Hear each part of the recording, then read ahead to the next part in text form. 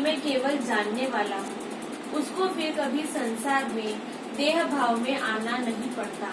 तो देह भाव में किसको आना पड़ेगा? जो अपने को कर्ता भाव से जोड़ के रखेगा कि मैंने ये किया, मैं इस कर्म का करता हूँ, ये काम मेरे द्वारा हुआ, मेरे बिना ये काम हो नहीं सकता था। तो तुमने जिस अच्छे या बुरे कर्म के साथ मेरा पना जोड़ा है, वही तुम्हारे पुनर्जन्म का कारण है। इसलिए मन में से ये कर्तापन का अभिमान त्याग कर दो, तो फिर तुम क्या रहोगे? देखने वाले। काम कर रहे तुम्हारे नौकर, तुम्हारा मुनीम, तुम्हारा जो भी है वो काम कर रहे हैं, तुम केवल देख रहे हो कि इसने काम ठीक किया या नहीं, इसने कितना काम किया।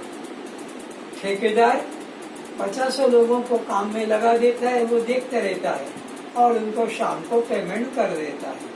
तो ये देवी देवता भगवान के पास जाते हैं कि हमने आपका भक्तों का फल देना है, आपके भक्तों को। तो भगवान कहते ठीक है, तेरे पास जितना है सामर्थ्य है ले जा। समुद्र के पास जितना सामर्थ्य है, तुम्हारा बर्तन है उतना ले जाओ। समुद्र के पास कोई कमी, और कोई सीधा समुद्र से जुड़ जाए तो फिर तो वह भीख मांगने की जरूरत नहीं। तो ऐसे ही भगवान कहते हैं कि देवी देवताओं की पूजा करने वाला देवताओं को, भूतों की पूजा करने वाला भूतों को, पितरों की पूजा करने वाला पितरों को, और ये जड़ पत्थरों की उपासना करने वाले उस जड़ता को ही प्राप्त हो जाते हैं। तो जो ये निश्चय कर लेता है कि मैं तो केवल देखने वाला, जानने वाला, बस यही मेरा करना, मेरा स्वभाव नहीं, करता हुए कि बंधन तुम्हारे गले में लग जाएगा। साक्षी हुए कि तुम्हारे से बंधन अलग हो जाएगा। निराकार आत्मा को अपना सत्य स्वरूप जानो। किसको सत्य स्वरूप जानो? निराकार आत्मा को। तो अभी तक तुम किसको अपना रूप जान रहे थे? साकार, विकारी, नाशवान शरीर को जान रहे थे। तुम ये साकार शरीर नहीं हो, तुम ये विकारी शरीर नहीं हो, तुम जन्मने मरने वाले ये शरीर नहीं हो, तुम ये नाम रूपधारी शरीर नहीं, तुम स्त्री पुरुष या पशु पक्षी शरीर नहीं, तुम निराकार शुद्ध आत्मा। ऐसा निश्चय करने वाला फिर पुनर्जन्म को प्राप्त नहीं होता। जो हमारा शरीर है, यह मिट्टी की पतली सी दीवार है, जिसको ज्यादा मूल्य मत देना। तो हम लोगों ने इसी को ज्यादा मूल्य महत्व दिया है। पहले के समय में जब सीमेंट कंक्रीट के मकान नहीं होते थे, तो मिट्टी की दीवार बनाते थे, ईंट भी नहीं जानते थे, ईंट का, पत्थर का, मिट्टी का। तो मास्टर बच्चों को पढ़ाता है छोटे से, क्योंकि बड़े तो मकान बना नहीं सकते, मिट्टी के छोटे छोटे ही घेर के बनाते हैं। तो मास्टर कहता देखो, दीवार से दूर बैठो, दीवार से दूर बैठो, नहीं तो ये दीवार तुम्हारे ऊपर गिर जाएगी, तुम दब के मर जाओगे। कच्ची दीवार है ना, तो ये तुम्हारा हमारा शरीर भी कच्ची दीवार है, इससे चिपक के मत बैठो, नहीं तो फिर कभी टाइफाइड हो जाएगा, तो कभी कैंसर आ जाएगा, तो कभी कोरोना आ जाएगा, तो कभी और कोई लू लपट आंधी तो चलती रहती है। तो ये तुम्हारा हमारा कोई मजबूत शरीर, क्योंकि एक श्वास है तो है, बाहर गई तो इतनी कच्ची दीवार है कि एक श्वास में ये पूरा का पूरा गिर जाता है। इसलिए इससे थोड़ा दूर होकर बैठो। कैसे दूर होकर बैठोगे कि यह शरीर में ये दृश्य और में इसका तो ये दूरी हो गई, ये जड़ और में ये दूरी हो गई, ये शव और में ये दूरी हो गई, ये अनात्मा और में आत्मा। तो इस तरह से तुम अपना रहो तो सदा आनंदित रहोगे। दीवार के बाहर भीतर ऊपर नीचे जो नित्य एकरस रहता है, वह तुम्हारा होना ही महत्वपूर्ण है। तो तुम्हारा इस देह में अहंकार करना, ये तो तुम्हारे पाप का ही फल है, पुनर्जन्म का ही कारण है, दुख का ही कारण देह में। लेकिन देह के एक चारों ओर, भीतर बाहर आगे पीछे भी रह रहा है, जैसे आकाश। उसमें होकर रहना ही तुम्हारे लिए महत्वपूर्ण है। यही तुम्हारे लिए सौभाग्य की बात है कि तुम अनित्य देह से थोड़ा दूरी रख लो, क्योंकि एक अच्छी दीवार की परत है, पता नहीं कब किस झटके में गिर जाए। तो तुम इससे थोड़ा दूर होकर रहो। किसमें जुड़ के रहो? जो चारों ओर आकाश की तरह, उसमें मैं भाव करके रहो। तो फिर न जन्म है न मृत्यु है। यदि मिट्टी रूप शरीर अपने को मानते हुए मरे तो बारंबार शरीर धारण करना पड़ेगा।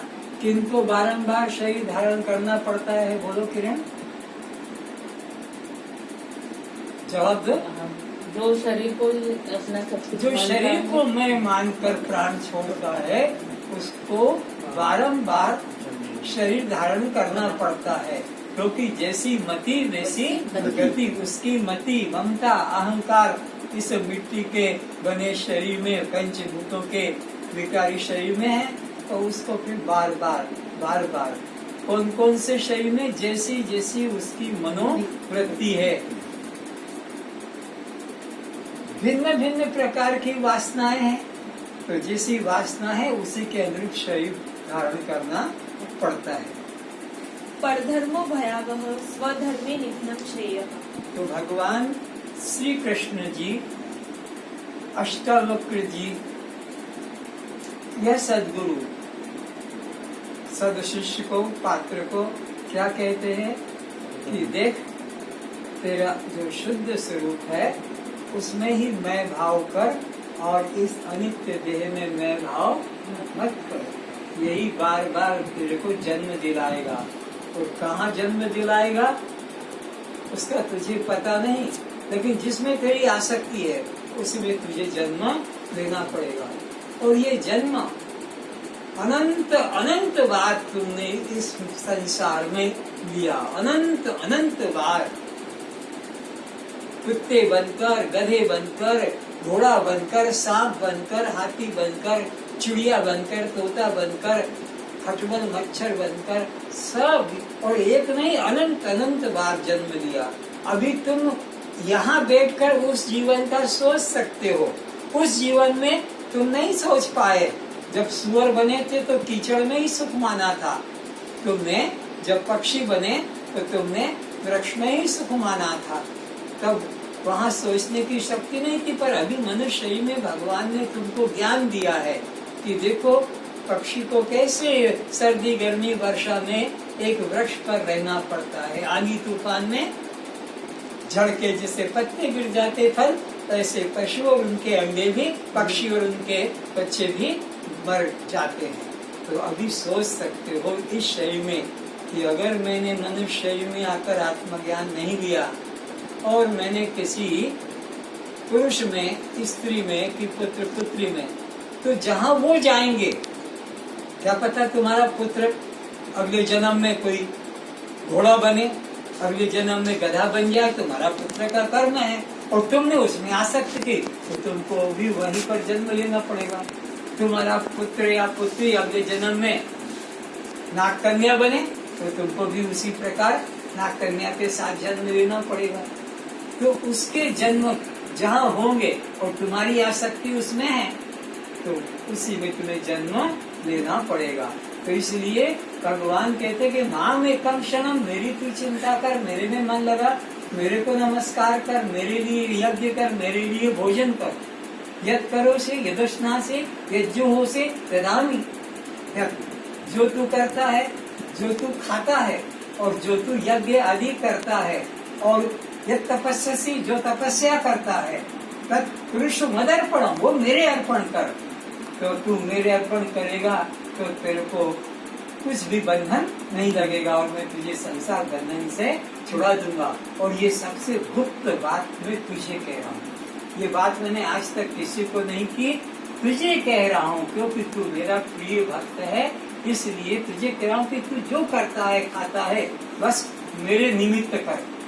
अपने को तू करता मत जान, बस मेरे निमित्त से तू जो भी यज्ञ करता है, तप करता है, दान करता है कि भोजन करता है, मेरे निमित्त से कर, तो तेरे को सब पापों से मैं मुक्त करा दूंगा। और ये अंतिम बात, गुप्त बात तेरे को कहता हूँ।